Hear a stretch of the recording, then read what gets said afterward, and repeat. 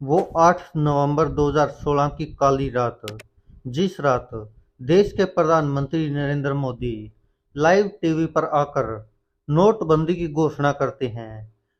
8 नवंबर 2016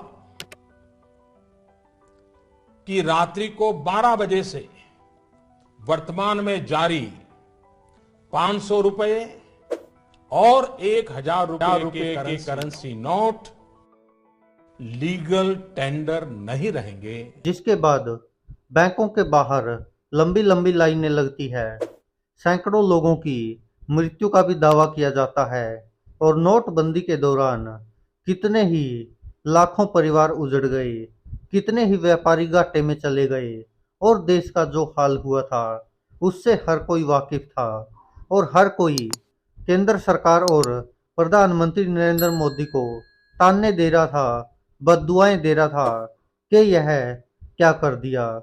लेकिन देश की जनता को एक उम्मीद थी कि शायद अब जो प्रधानमंत्री नरेंद्र मोदी ने दावा किया था कि काला धन वापस आएगा, देश को उम्मीद थी कि वो अब काला धन वापस आएगा और जिन लोगों के पास काला धन है वो शायद अब बाहर निकल कर आएगा। यह कदम देश में भ्रष्टाचार, काला धन एवं जाली नोट के खिलाफ हम जो लड़ाई लड़ रहे हैं, सामान्य नागरिक जो लड़ाई लड़ रहा है, उसको इससे ताकत मिलने वाली है।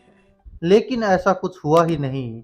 देश की उम्मीदें टूटती जा रही थी कि आखिरकार ये किया तो किया क्यों, इससे फायदा हुआ तो हुआ क्या। लेकिन आप सबको भी पता है, आरबीआई ने खुद माना कि 500 और 1000 रुपए के पुराने नोटों में से 99.3% बैंकिंग प्रणाली में वापस आ गए, जो दर्शाता है कि मुद्रा का केवल एक छोटा प्रतिशत सिस्टम से बाहर रह गया था, जिसका अर्थ है कि प्रचलन में सभी धन नियमित हो गए। लेकिन लोग अभी भी सवाल उठा रहे थे कि आखिरकार काला धन गया तो गया कहाँ, जिस काले धन पर प्रधानमंत्री नरेंद्र मोदी प्रधानमंत्री बनने से पहले कह रहे थे कि अगर काला धन देश में वापस आ जाए तो सबके खातों में 15-15 लाख रुपए तक आ जाएंगे। लेकिन आखिरकार वो काला धन गया तो गया कहाँ। अब एक बार फिर से आरबीआई ने 2000 रुपए के नोट पर प्रतिबंध लगा दिया है। एक बार फिर से 2000 के नोट को बंद कर दिया गया है और 30 सितंबर तक नोटों को बदलने की अनुमति है।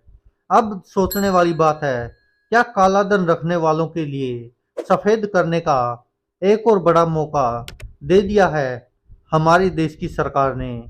जी हाँ दोस्तों, भारतीय रिजर्व बैंक द्वारा 2000 रुपए के नोटों को वापस लेने और 30 सितंबर तक नोटों को बदलने की अनुमति दी गई। संक्षिप्त खिड़की काला धन धारकों के लिए उन्हें सफेद करने का एक और अवसर प्रदान करेगी। वे 7 साल पहले की कुख्यात नोटबंदी की मिसाल की तरह ही अपनी अवैध संपत्ति को वैध बना सकेंगे। वास्तव में आरबीआई का आश्चर्यजनक कदम काला धन रखने वालों के लिए मोदी की विचारहीन नोटबंदी की तुलना में एक बड़ा अवसर प्रदान करेगा, जिसने देश और इसकी अर्थव्यवस्था को एक दशक तक पीछे धकेल दिया था।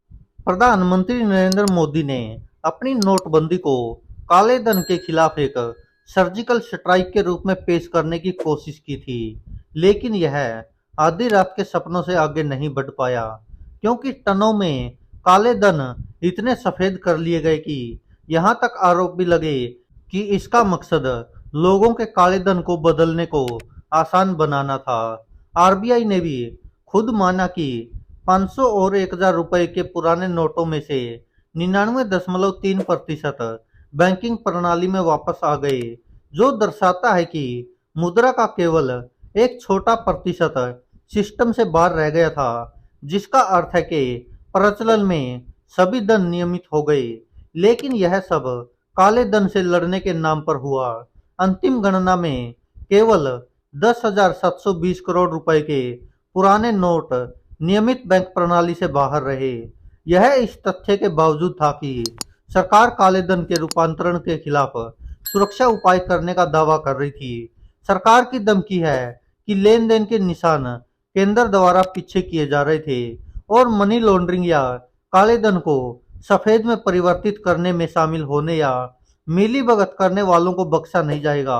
लेकिन इधर उधर कुछ लोगों के घरों में तलाशी और जब्ती अभियान और मुट्ठी भर करोड़ों की बेहिसाब नकदी की जब्ती को छोड़कर कार्रवाई कहीं नहीं पहुंची। नोटबंदी के कार्यक्रम के दौरान लेन देन को सीमित करने के लिए तथाकथित गंभीर प्रतिबंध थे ताकि थोक रूपांतरण मुश्किल हो। यह अलग बात है कि यह सब टाइम टाइम फिक्स हो गया। जमा और निकासी दोनों पर दैनिक सीमाएं थी, जिसके कारण लाखों लोगों का जीवन दुभर हो गया, जो अपनी वैध जरूरतों के लिए भी अपनी मेहनत की कमाई का उपयोग करने में सक्षम नहीं हो सके। केवल 4,000 रुपए मूल्य के पुराने नोटों को किसी एक दिन बदला जा सकता था, जबकि निकासी प्रति सप्ताह 20,000 रुपए तक सीमित थी। इसकी तुलना में वर्तमान आरबीआई व्यवस्था प्रति लेन देन 2,000 रुपए के 10 नोट तक अनुमति देती है, जिसका सीधा मतलब 20,000 रुपए है। लेन देन को बैंक खाते से जोड़ने की कोई आवश्यकता नहीं है, जिसका अर्थ है कि नोटों को बदलने के इच्छुक व्यक्ति किसी भी बैंक में जा सकते हैं और लेन देन पूरा कर सकते हैं और कोई प्रश्न नहीं पूछा जाएगा। यह एक ही दिन में कई एक्सचेंजों की सुविधा प्रदान की जाएगी और काले धन को परिवर्तित करने के लिए लाइसेंस के रूप में जिसका उपयोग किया जा सकेगा। आरबीआई द्वारा 2000 के नोटों को वापस लेने की घोषणा करने का कारण कम से कम कहने मात्र के लिए नकली लगता है। इसमें कहा गया कि यह उपाय क्लीन नोट पॉलिसी के अनुसार है, जो जनता को बेहतर सुरक्षा सुविधाओं के साथ अच्छी गुणवत्ता वाले करेंसी नोट और सिक्के देना चाहता है, जबकि गंदे नोटों को चलन से बाहर कर दिया जाएगा। आरबीआई के अनुसार 2000 रुपए मूल्य वर्ग के अधिकांश नोट मार्च 2017 से पहले मुद्रित किए गए थे और इस तरह अब उनकी आयु 4-5 साल के अनुमानित जीवन काल के अंतिम दिनों में है। इसके अलावा यह कहा गया कि इस मूल्य वर्ग का अब आमतौर पर लेन देन के लिए उपयोग नहीं किया जाता है, जबकि मुद्रा आवश्यकताओं को पूरा करने के लिए अन्य मूल वर्ग में बैंक नोटों का पर्याप्त स्टॉक है। लेकिन यह स्पष्टीकरण इस बात का जवाब नहीं देता कि 2005 से पहले जारी किए गए नोट, जब करेंसी नोटों में नई सुरक्षा विशेषताएं पेश की गई थी, कानूनी निविदा और प्रचलन में क्यों थे। यह विशेष रूप से कम मूल्य वर्ग के नोटों के बारे में सच है, जिनका व्यापक रूप से उपयोग किया जाता है।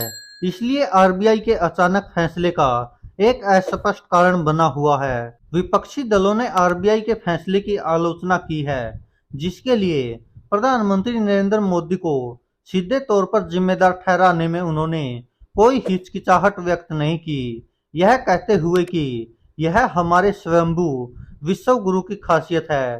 पूर्व वित्त मंत्री पी चिदम्बरम ने अपनी बात रखते हुए कहा कि उन्हें आश्चर्य नहीं होगा अगर नोटबंदी के दौरान मोदी द्वारा रद्द किया गया 1,000 रुपए का नोट फिर से आ जाए। कांग्रेस नेता कपिल सिब्बल ने मोदी के एक उदाहरण को इस आशय से ट्वीट किया कि संचलन में नकदी का परिणाम भ्रष्टाचार के स्तर से सीधे जुड़ा हुआ है और तर्क दिया गया कि उस घटना से भ्रष्टाचार में भारी वृद्धि हुई है, क्योंकि आज नोट प्रचलन में है 30.18 लाख करोड़ हो गए, जबकि 2016 में तुगलकियाई नोटबंदी से पहले यह केवल 17.7 लाख करोड़ था। अब दोस्तों आप खुद फैसला कीजिए कि आखिरकार नोटबंदी से किसको फायदा हुआ और किसको नुकसान हुआ, और सोचकर देखिए कि आखिरकार देश को कितना फायदा हुआ और भ्रष्टाचारियों को कितना फायदा हुआ। यह भी आपकी जिम्मेदारी बनती है।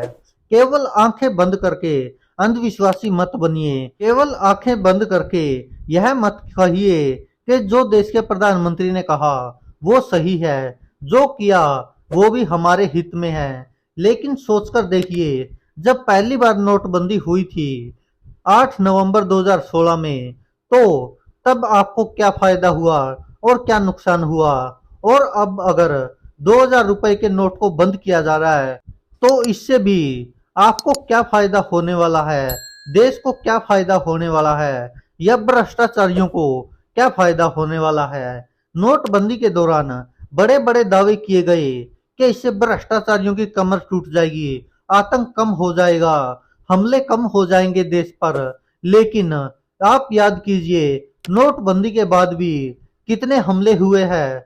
कभी पुलवामा अटैक होता है, तो कभी कोई सा अटैक होता है, और देश में क्या क्या हालात पैदा हुए, और नोटबंदी के दौरान देश की क्या स्थिति रही, वो भी आपको शायद याद करने की जरूरत है। जब आप और आपके घर वाले लगातार घंटों तक लाइनों में लगे रहते थे खुद का पैसा निकालने के लिए, वो भी आपकी मेहनत की कमाई का पैसा, लेकिन उससे देश को क्या फायदा हुआ और कितना काला धन सरकार निकलवा पाई, इसमें थोड़ा सा दिमाग लगाने की आपको भी जरूरत है। जय हिंद, वंदे मातरम। देखते रहिए दोस्तों सच की आवाज। यूट्यूब चैनल पर अगर आपने यह वीडियो देखी है तो सच की आवाज को सब्सक्राइब करें, और अगर आपने फेसबुक पेज पर देखी है तो वहां भी सच की आवाज को लाइक और फॉलो जरूर कीजिए, और वीडियो पसंद आई हो तो शेयर भी जरूर कीजिएगा। धन्यवाद दोस्तों।